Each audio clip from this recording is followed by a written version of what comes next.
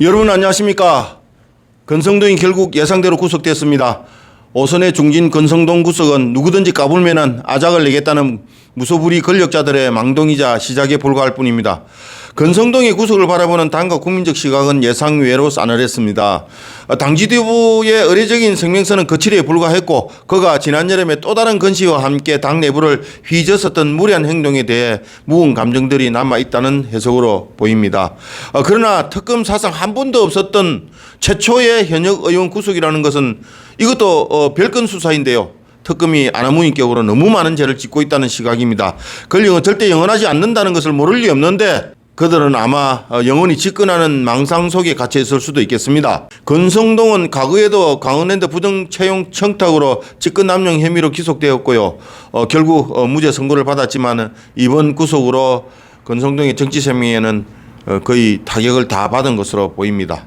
인민재판부 신설을 두고요. 용산과 민주당이 그들만을 위한 사법개혁을 외치며 조이대 목을 치겠다며 치고 빠지는 그런 수법으로 야당과 국민을 개돼지 취급하는 초위헌이자 반헌법적 사법 파괴라는 국민적 규탄의 목소리가 거기에 달하자 내란 전담 재판부라는 말로 눈가림을 했지만 사태가 과거의 탄핵 역풍 초기 현상으로 심각하게 돌아가는 조짐으로 보입니다.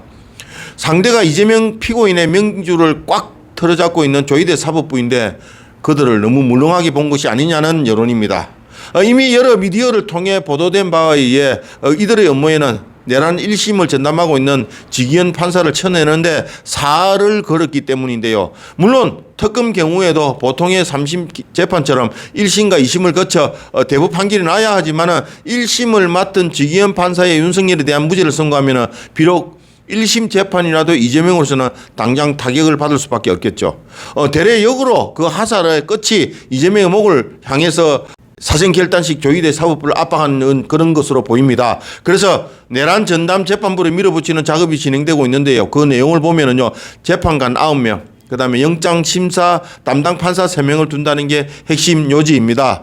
다시 말해서 정성호의 사법부에서 1명, 대한변협에서 4명, 판사 모임에서 4명, 총 9명이 구성 요건으로 했는데요. 박찬대가 그 최종 총대를 맡고 지금 작업을 하고 있는 중입니다. 그래서 저거들 입맛대로 꼴리는 대로 하겠다는 것이고 또 쪽수를 밀어붙이면 가능성이 있다고 생각들을 하고 있습니다. 그렇다고 조이대 사법부가 이대로 머뭇거리다가는 전가제들에게 당하고 맙니다. 그래서 며칠 전 그 국회 대정부 질문에서 조이대 대법원장이 당시 한덕수 총리와 만난 자리에서 이재명 당대표 사건 처리 방법을 논의했다며 의혹을 제기했던 부성찬과 서영교가 국힘당이 거짓 증거로 인해서 이번에 고발을 했습니다. 불체포 특권을 가지는 국회의원이 대정부 질문이나 국정감사 또는 상임위 활동에서 직무상 하는 발언에 대해서는 민형사상 책임을 묻지 않는다는 불소추 특권이 있지만은 그것이 거짓말인 줄 알고 하는 경우에는 그 반대로 형사처벌을 받는다는 판례가 있습니다. 지난 5월에 서영교가 발설한 녹취는 AI가 만든 것으로 그 여자가 애시당초 알고 녹취를 틀었던 것인데요. 그것을 부성찬이가 이번에 대정부 질문에서 사실처럼 재확인을 한 셈이 되었습니다. 이 내용을 제보한 그들과 한 통속이지요. 열린공감이라는 자빨 매체가 AI라는 인정을 했습니다. 그것을 이미 알고서 불소추 특권을 써먹었던 두 남녀는 완전히 골로 가게 되었습니다. 상대가 조이대 대법원장이라 해도 아무리 그들이 물렁한 사람이라 하더라도 굉장히 힘든 상황이 앞으로 될 것이라고 해석들을 하고 있습니다. 그리고 이 여자 서영교는요, 비리백화점이나 마찬가지입니다. 딸 국회 인턴 채용 비리 로스쿨 입학 특혜를 했었고 석사 논문 표절이고 친오빠 공기업 취업 논란을 시켰니 어쨌니 논란이 엄청나게 많았던 인간입니다. 이게 정말 이거는요 인간 아닙니다. 참 정말로 말하려고 하니까 전신만신의 전부 인간 말종들밖에 없습니다. 이 세계 이 집단을 보면요. 그러던 중에 문행배가 갑자기 튀어나왔습니다. 돌팔매를 맞아도 시원치 않는 대역죄인 문행배가 주둥이를 놀렸습니다. 저는 외딴 섬나라에 피신가 있을 거라고 생각했는데 요즘 탄핵의 면죄부를 받으러 가고 그러는 건 바지를 내면서 온 동네방네 돌아다닌다고 합니다만 이 인간이 이재명이 선출직 최우선이라는 이런 콩먹은 소리를 한 것을 두고 토를 달다가 같은 행배죠. 민행배에게 한번 쏘이고는 꼬리를 싹 내렸습니다. 그리고 이내 SNS를 통해 직위원에 대한 윤석열 재판권 강제 박탈법을 두고 민주당을 거들었습니다. 이런 몹쓸 문행배가 대낮에 버젓이 돌아다니며 강해로 다닌다니 피가 정말 거꾸로 솟습니다. 나라를 이꼬라지로 만든 원흉이자 상대를 3대를 멸해야 하는 천하의 대역지 문행배의 정치 행보가 이미 시작된 것으로 보입니다. 자, 21일 내일입니다. 일요일 오후에 장동혁 지도부가 대구에서 전국적인 대규모 규탄대회가 예정되어 있습니다. 적시적소에서 이번에 이재명과 민주당의 사법 구태타 음모를 획책하면서 조희대 사태를 압박하고 있는 이때에 반헌법적인 방법으로 나라를 위기에 빠뜨리는 권력자가 끌어내릴 수 있는 가장 최적기라고 생각을 합니다. 이거는 하늘이 내린 이 기회를 놓치게 되면 다시는 집권을 못 잡을 수도 있습니다.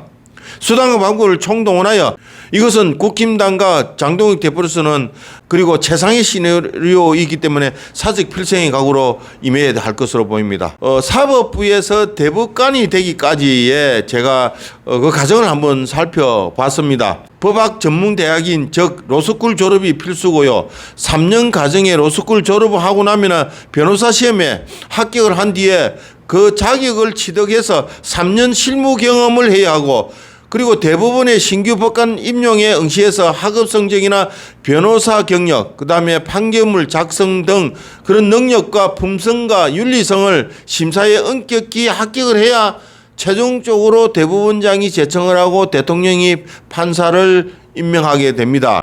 임용된 판사는 지방법원의 판사로 재직하게 되는데요. 3년에서 4년 경력을 쌓으면 그 능력에 따라 부장판사, 그 다음에 고급판사, 대법관으로 오릅니다. 정리하면은요, 로스쿨 졸업, 3년 로스쿨 졸업해서 변호사 시험 합격하고 변호사 경력 3년 이상 돼야 되면 법관 임용 지원이고, 그 다음에 대법원장 제청 및 대통령이 임명하고 판사가 시작을 할 수 있는데요.